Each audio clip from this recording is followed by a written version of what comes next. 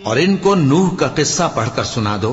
جب انہوں نے اپنی قوم سے کہا کہ اے قوم، اگر تم کو میرا اپنے درمیان رہنا اور اللہ کی آیتوں سے نصیحت کرنا ناگوار ہو تو میں تو اللہ پر بھروسہ رکھتا ہوں،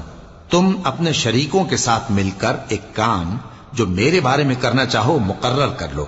اور وہ تمہاری تمام جماعت کو معلوم ہو جائے اور کسی سے پوشیدہ نہ رہے، پھر وہ کام میرے خلاف کر گزرو اور مجھے مہلت نہ دو۔